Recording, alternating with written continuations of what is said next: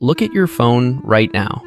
Not at the screen, but at the sheer volume of unread tabs, the thousands of saved to watch videos, and the screenshots of articles you haven't looked at in 6 months.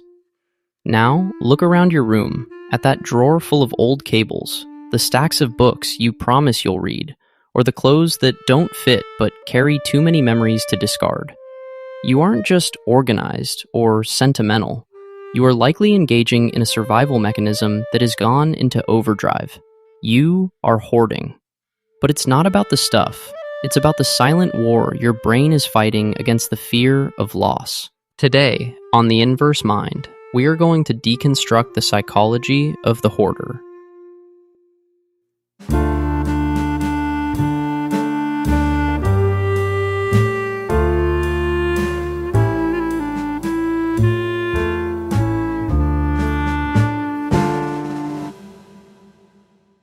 From the digital clutter in your pocket to the physical walls you build around yourself, we're going to explore why letting go feels like losing a piece of your soul and how to finally clear the space for the person you are becoming. Stay until the end, because I'm going to give you a psychological reset button to help you distinguish between what is an asset and what is an anchor. Before we dive deeper, let me know in the comments which country you're watching from. I love seeing people from all around the world tuning into the channel, and I really appreciate your support. To understand the person who hoards, we have to stop looking at the mess and start looking at the fear of the void.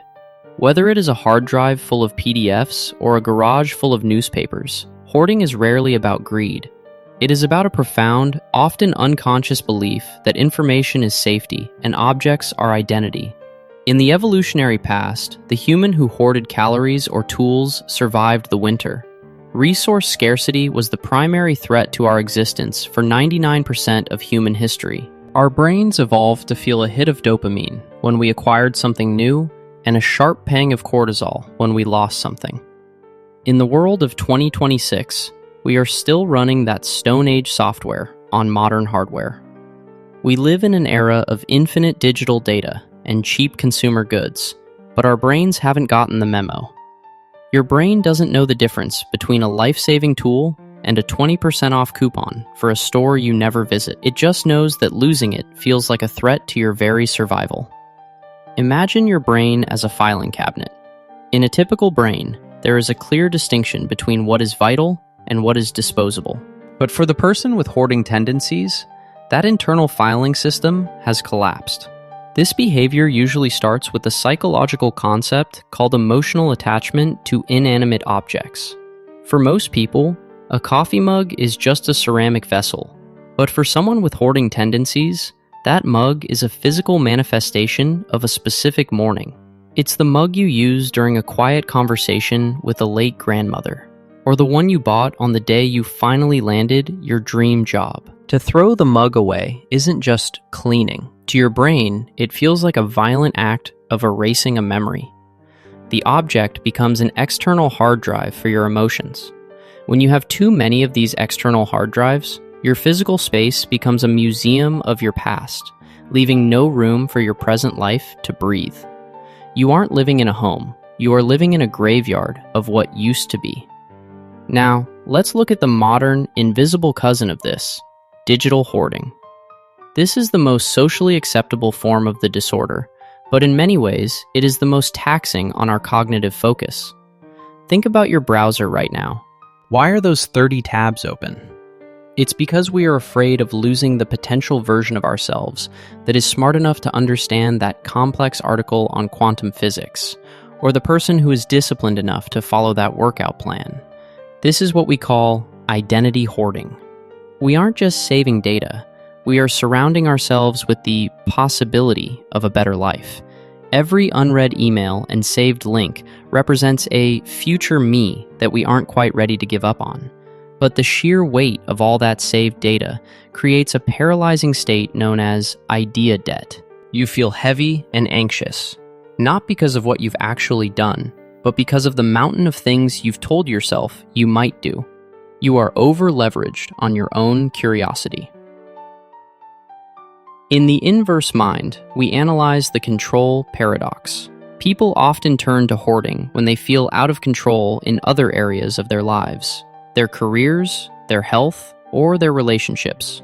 When the world feels chaotic, your stuff is the one thing you can govern. Every item you keep, every scrap of paper you save, is a small win for your autonomy. However, there is a tipping point where the objects begin to govern the owner. You stop inviting people over because you're ashamed of the mess. You stop moving through your house freely because the pathways are blocked. You have traded your actual freedom for the illusion of security. You aren't keeping things anymore. Things are keeping you. This is deeply tied to executive functioning challenges, specifically in the area of over-categorization. To a healthy brain, junk mail is junk. To a hoarding brain, that junk mail could contain a crucial piece of information, or a beautiful font, or a memory of a place you once visited. Because everything is potentially special, nothing can be discarded. This leads to what psychologists call clutter blindness, where the brain simply shuts down rather than making the thousands of tiny, painful decisions required to clean a room. Every single object requires a decision. Keep, toss, donate. For someone with hoarding tendencies, those decisions feel like life or death stakes. They experience decisional fatigue within minutes, so they simply stop and let the pile grow. Let's talk about the just-in-case trap. This is a form of anxiety projection. You are trying to solve problems for a version of yourself that doesn't exist yet, in a scenario that likely won't happen. You keep that broken printer because you might fix it one day. You keep those old textbooks because you might need to look something up. By preparing for every possible negative outcome, you are making your current positive reality unlivable. You are sacrificing the now for a maybe that is statistically irrelevant. So, how do we move from hoarder to sovereign? It starts with a fundamental shift in how you view your space and your time. You must realize that your value is not stored in your drawers or your cloud storage. The first practical tool is the 2-year rule of utility. This applies to both physical items and digital bookmarks. If you haven't touched it, looked at it, or used it in 2 years, the potential you that needed it is no longer relevant. That version of you has passed away, and you are holding on to a ghost. Letting it go isn't a loss, it's an exorcism. You are freeing up the mental and physical bandwidth for the person you are today. The second tool is the memory transfer. If an object is purely sentimental, recognize that the value isn't in the atoms, it's in the neural pathway the object triggers. Take a high-quality photo of the item. Write a short note about what it meant to you. Save it in one designated digital folder. Then, donate the item. You will find that 90% of the emotional value was in the visual trigger, not the physical object. By transferring the memory to a photo, you keep the feeling but reclaim the square footage. You are moving from a physical museum to a digital archive, which allows your living space to return to its original purpose, a place to live, not a place to store. We also have to practice intentional friction. In a world of one-click buys and instant save buttons, we need to slow down the intake. Before you save a link or buy a gadget, ask yourself, does this serve the person I am today or the person I am afraid of being? If it's a shield against fear, put it back. Sovereignty means trusting your future self to find the information or the tools they need when they need them. It is a radical act of self-trust to believe that you don't need to carry everything with you to be okay. Another powerful concept is the container principle. Your space is finite, but your desires are infinite. You must decide on a container for each category of your life. If you have a bookshelf, that is the container for your books. Once it's full, if you want a new book, an old one must leave. This forces you to prioritize. It stops you from asking, is this good? And starts making you ask, is this better than what I already have? This shifts your focus from accumulation to curation. A hoarder is a collector without a filter. A sovereign is a curator who only keeps the best. Finally, we must address the grief of letting go. When you finally start to clear the space, you will feel a pang of sadness. You might even feel a sense of panic. That is your Stone Age brain telling you that you are making yourself vulnerable. But that panic is a lie. That sadness is just the feeling of your identity shifting. You are mourning the versions of yourself you are finally letting die so the real you can breathe. A garden only grows when it is pruned. Your life is no different. The more you discard the anchors of your past, the faster your ship can move in the present. Consider the digital reset. Once a month, delete every tab.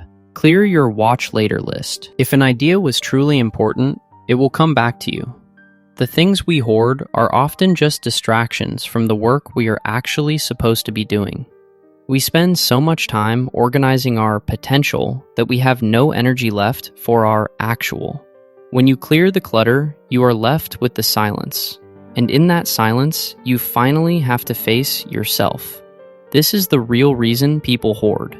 The stuff is a noise machine that drowns out the questions we are too afraid to answer. Who am I without my books? Who am I without my achievements? Who am I without my past? The person who hoards is often someone with a massive heart and a vivid imagination. You see potential where others see trash. You see a story in every scrap of paper. But that imagination is meant to be a tool for creation, not a storage unit for the past. It's time to stop living in a museum of your anxieties and start living in a home built for your future. The tabs are closing. The boxes are moving to the curb. The air in the room is finally starting to circulate. Take a breath and look at the empty space. It isn't a void, it's an opportunity. It is the canvas upon which your new life will be painted. You are not the things you own. You are the consciousness that chooses what to keep and what to let go. Sovereignty is the ability to walk away from anything that no longer serves your growth. It is the realization that you are already enough, exactly as you are, without the piles of paper or the terabytes of data. If you've realized that your stuff has been holding you hostage, or if you're ready to start the digital and physical declutter of your soul, then you are ready for the next chapter. We are deconstructing the walls we build around ourselves and reclaiming our freedom, one item at a time. It isn't an overnight process. It's a series of small, intentional choices. Start with one drawer.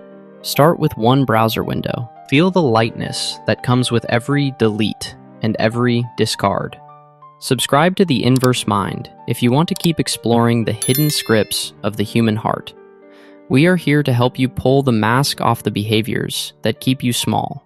Tell me in the comments, what is the one thing you've been holding on to for years that you finally feel ready to let go of? Is it an old relationship memento? A failed project? A digital graveyard? Let's support each other in the clearing. Let's make room for something new. You are not what you own. You are what you do with the space you have. Thank you for spending your time with me today. I'll see you in the next one.